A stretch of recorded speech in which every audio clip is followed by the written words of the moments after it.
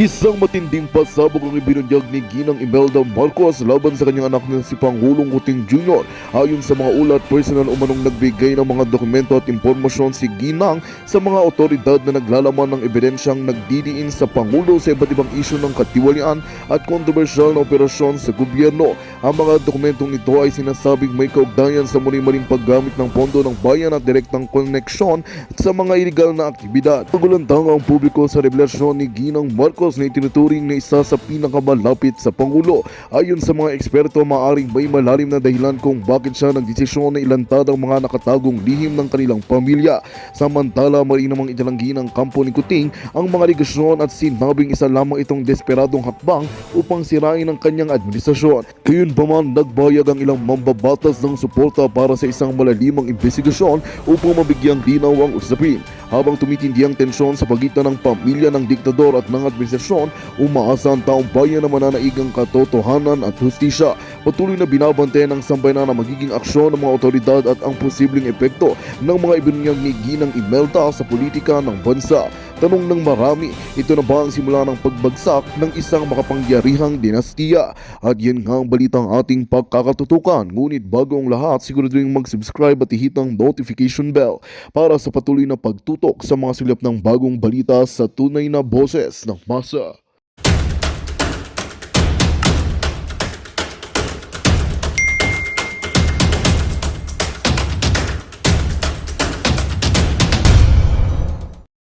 Mag-online kayo bukas. Sa amin kayo mag-join.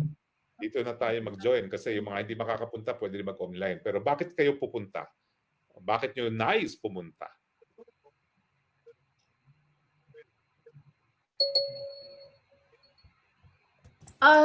Gusto ko rin po makilahok sa ganitong pangyayari. Oo. At mag-white t-shirt din po ako. Bakit po? Bakit? Sa tingin nyo ba mas mabuti ang buhay ninyo sa bagong republika? Bagong Pilipinas? Ako? Hindi po. Bakit po?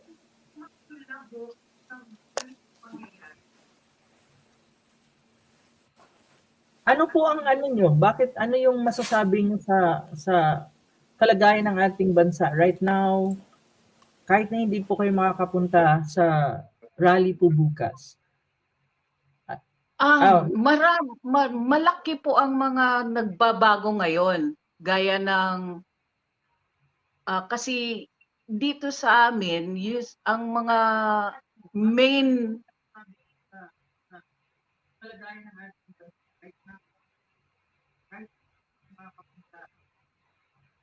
ang kalagayan ng bansa ngayon is parang hindi sure ang mga tao kung anong nangyayari kasi mas feel nila na nahihirapan sila ngayon sa taas ng mga presyo ng mga bilihin kahit dito sa probinsya po. Pati ba ang kamatis, 300 pesos dyan? Ay opo, mahal po dito ang kamatis. Hindi na kami nagkakamatis po. Really? Hindi na. Ang assumption ko kasi 800? Opo. Sos, mas mahal pa pala kaysa sa Maynila. Ano ba yan? Oo. Mahal po talaga dito sa amin. Nagmahal ng sobra yung mga gulay. Pati gulay. Well, kamatis naman is considered as gulay, di ba, Mr. Chair or Your Honor? Oo, pero dati, po yata ang batuhin ng kamatis. politiko ng kamatis. Ngayon, hindi na natin sila mababato ng kamatis. Napakamahal na pala. Ay, sayang. Sayang po. May nag-suggest kanina sa atin, sabi na, pag may dumating daw dyan na, doon bukas, kasi may mga chika-chika kasi na, baka dumating yung isa sa mag-asawa, ganyan. Sabi ko, I don't know, wala akong alam dyan. Sabi na, kamatis, bato daw ng kamatis. Sabi ko, diba 30 pesos ang bawat kamatis? Parang mahal. Ang nakakagulo lang po sa akin ngayon, sa isip ko, tungkol sa rally, yung ano bang objective? Papalitan ba si Marcos? Kasi kung hindi, ganon din naman. Di naman sila sumusunod sa batas. So what will happen to us? Anong mangyayari? Parang doon ako confused. Bakit ang objective is peace. Hindi naman sila nakakakilala ng peace eh. Basta may makita silang pera eh, yun lang kaligayahan na nila. Wala na silang pakialam sa taong bayan. So ano Well, talaga ang mangyayari? Anong objective ng rally na to? well, alam mo, ang rally naman ay pinatawag lang ng iglesia. At karapatan naman nila na sabihin ang nais nating iparating ay nagkakasama-sama tayo para magkaroon ng kapayapaan at para tutulan ang impeachment dahil ayaw natin mapatuloy.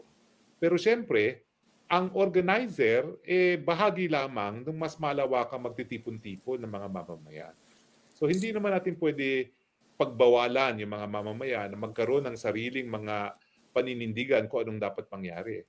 Tama ka. Ako, naniniwala rin ako, dapat magkaroon na ng bagong presidente. Dahil matagal na natin tinatanong kung siya ay gumagamit ng pinagbabawal na gamot, di naman siya sumasagot. No? At alam naman natin na kapag ikaw ay bangag, hindi ka talaga makakaharap sa mga problema gaya ng presyo ng kamatis, presyo ng bigas, presyo ng bilihin, gasolina, iba pa, kawalan ng trabaho at mababang sweldo. So nasa atin na po yun, nasa paninindigan na natin yun. Basta yung pagpatipon-tipon, ang panawagan ay kapayapaan, pero alam din natin no, na hindi magkakaroon ng kapayapaan habang merong mga swail at mga ganid sa kapangyarihan. Di ba? Yan naman ang nagsimula sa ating political problems ngayon, yung mga gahaman sa kapangyarihan at gahaman din sa kwarta na naglalamo ng kwarta ng bayan. Di ba? Opo. Yes. Ako, Yun Jude, po yung malaking problema sa atin eh. Kasi noon pa naman, matanda na rin po ako, I'm 60 years old. Pero Hindi ko mukhang 16. na-observe ko na noon yung, bata pa ako, pero na-feel ko na yung martial law. Sumali na rin ako noon ng EDSA.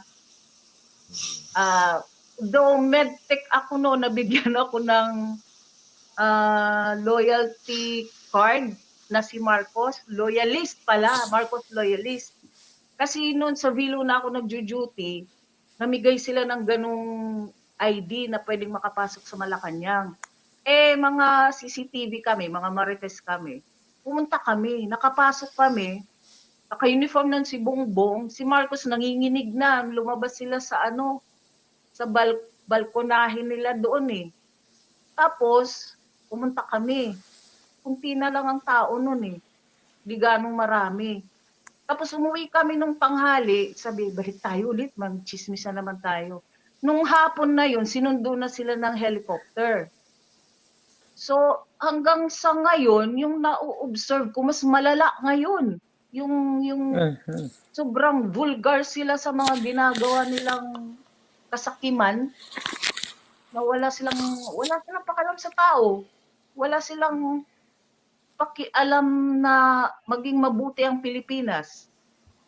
Pili ko wala ng pera sa Pilipinas, sa ibang bansa na, dinala na nila. So, kahit matanggal sila bukas or anytime, may pera sila. Masaya sila. Wala naman silang iniisip na honor eh. Ang alam lang nila, basta may pera sila, okay na sila, ganun. That's true. Jude, mainit na ang ulo mo, pero papainitin pa ang ulo mo. Maharlika, welcome Maharlika. Anong masasabi mo kay Jude? Pwede ba painitin mo pa ang ulo niya nang siya'y maglalaro talaga? Go ahead, Madam Lady. Hi, Jude. Hello, mga kapwa speakers, folks Harry and Prof. Ana. Oo, grabe, nakakainit talaga ang ulo kapag sobrang taas ang presyo ng bilihin. Tama ka, no, Jude? Ano ba talaga ang objective ng January 13? Ng INC. So malinaw naman sa kanilang panawagan na suportahan ang hindi dapat ma-impeach o i-impeach si Inday Sara. So maganda yung ang kanilang adhikain at ganun din ang pagpapaliwanag ni Speaker Spokes Harry Roque na may karapatan ng bawat isa, bawat grupo na magpahayag ng kanilang mga salooben tulad niyan. So, pero syempre, alam ko, Jude, no, talaga namang gusto mo nang mapatalsik ang abusong mga bangag. Kaya naman, alam ko na ang karamihan sa mga nakikinig ngayon, talagang iniisip nila tomorrow, dyan sa Pilipinas, January 13, ay tuluyan na ngang mapatalsik itong mga ano na to, mga bangag na ito. Kasi there's no point, ako pareho tayo Jude, there's no point na manawagan ng pagkakaisa ang INC. Kasi wala nang pagkakaisa. Kaya nga tayo nag-unit team eh. Sino ba ang sumira ng pagkakaisa? Hindi ba ang Correct. mga bangag? So hindi ba ang Marcos administration? So tama ka doon, Jude. Wala nang pagkakaisa sa mamamayan kung ang gobyerno mo mismo, ang Marcos Jr. mismo at ang kanyang mga kampon ang nagwawasak sa ating bayan. So walang magbabago sa sistema. Walang magkakaisa, walang magkakaroon ng bagong Pilipinas para sa Pilipino, kundi bagong Pilipinas para sa mga bangag. Kasi pinagbigyan ng Marcos Jr. ng taong bayan na magkaroon ng unit team, yun nga.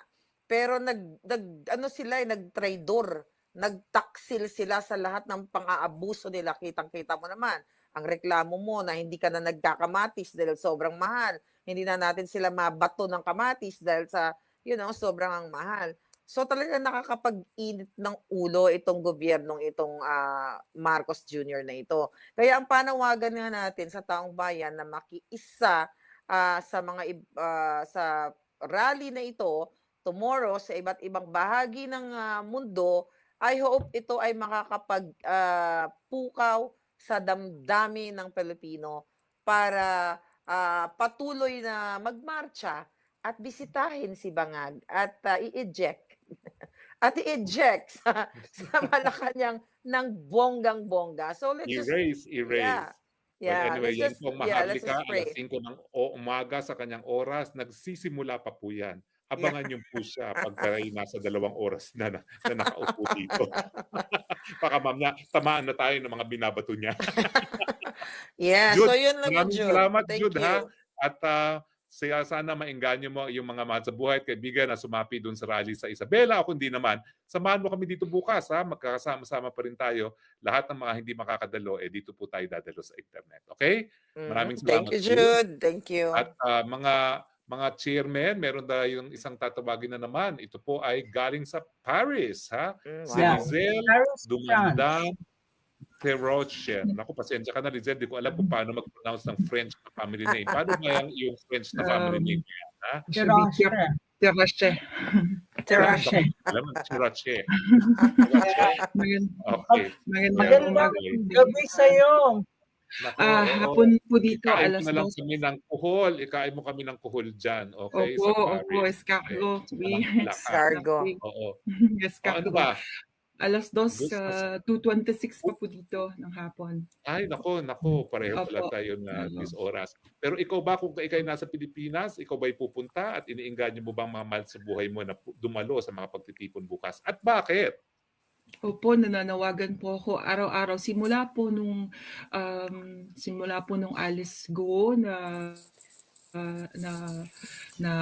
paglilites sa Tuadcom, simula po doon talagang binabantayan ko na po kayo, tapos inuntulos po ako ng mga vlogger ng kapatid ko na nakikinig kay Banatero saka kay Madam Maharlika na hindi ko naman talaga siya kilala, pero simula nung mga nakakainis na pag-iimbestiga dyan sa Tuadcom is nakilala ko yung mga totoong nangyayari na sa Pilipinas na wala naman talagang, hindi ko alam kung paano nila ginawa, mga makakapal na mukha. Especially doon lang po ako focus sa ginawa niyo po, Atty. Harry, yung sa universal healthcare na ang ganda-ganda naman po talaga ng layunin niyo po nung pinasa ito ni former President Rodrigo Duterte nung Republic Act na 11223 po ba yun? Tama po ba, Atty. Harry? Opo. Ang layunin niyo po talaga is maganda kasi isa po ako nurse. So, ang layunin niyo po talaga dong law na yun is talagang i-enroll ang lahat ng Filipino citizen ng isang na i-expand yung National Health Insurance Program, na i-expand ng Philippine Health Insurance Corporation na lahat ay may free medical consultations and laboratory tests. Ang example ko lang po is yung dito po sa healthcare ng France.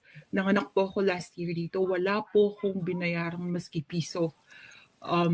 Libre po lahat. Pwede ka pang pumili ng doktor. So yun po yung nakakainggit dito sa healthcare dito sa France. Kasi kung kunyari, kung may special coverage talaga na hindi na cover dun sa healthcare nila, pwede kang palabasin, pero bibigyan ka nilang 1 taon, pababayarin ka.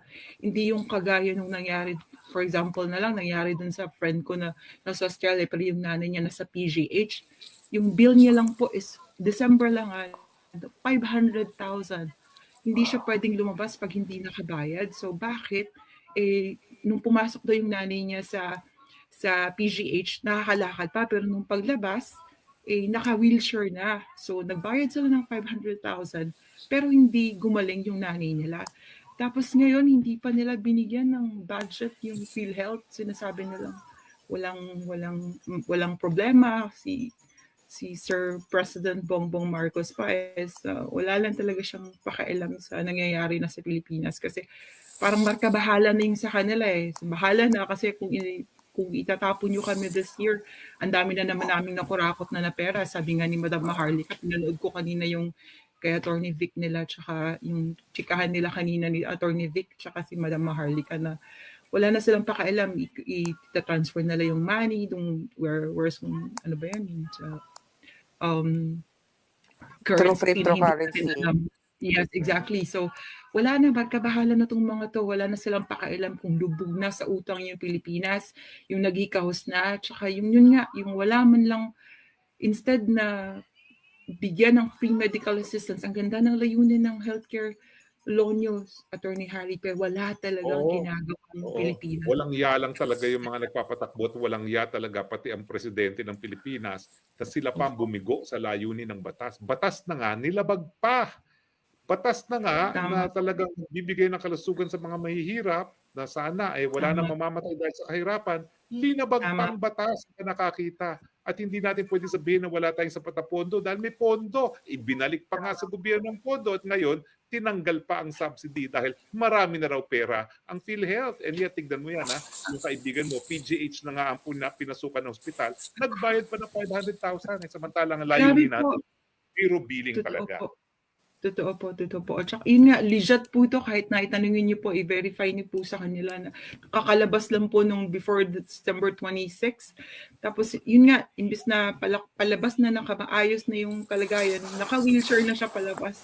I mean, that's totally unacceptable na sa panahon ngayon. Kaya lahat ng mga kamag-anak ko, lahat ng mga Pilipino na nakikinig, sana sumali po tayo kasi kami, hindi man kami nandyan naman kami, tumutulong kami sa mga pangkapin nila ng konti, yung mga nagbablog dyan na live dun sa mga rally sa EDSA, yung mga every night nila, every Friday nila, nakakatulong naman tayo kahit konti kasi alam nga namang, yun lang naman din yung paraan para tumulong kami sa inyo, sa kanila, sa Pilipinas. Salamat po sa pagkakataong ito. Lizelle, no? Lizelle. Maraming salamat. Thank you, Lizelle. Professor Ana, Dalan mo kami Harry, ng palaka at saka ng call, ha? At, yes, Cardo, bagyat. Mabuhay po kayo, pagpatuloy niyo po kayo yung mga ginagawa niyo, na dami pong nakikinig sa inyo at nadami kami natututunan sa inyo. Salamat po. Ingat po kayo lahat, palate. Salamat. Thank you. Nakakataba ng puso pag nakakarinig ka ng mga ganyang mga salita, no? Doon sa mga kababayan natin na talagang inalay na ang kanilang buhay, luha at pawis para sa kanilang mga buhay sa Pilipinas, no? Oo.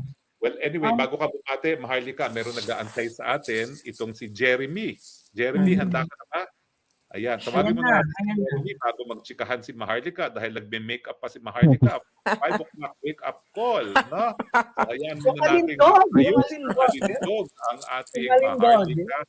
Jeremy, go ahead. Taga-saan ka? At pupunta ka ba sa rally bukas? Hindi naman kaya, hihikayati mo ba ang iyong mga kaibigan, mahal sa buhay na pumunta sa rally at bakit?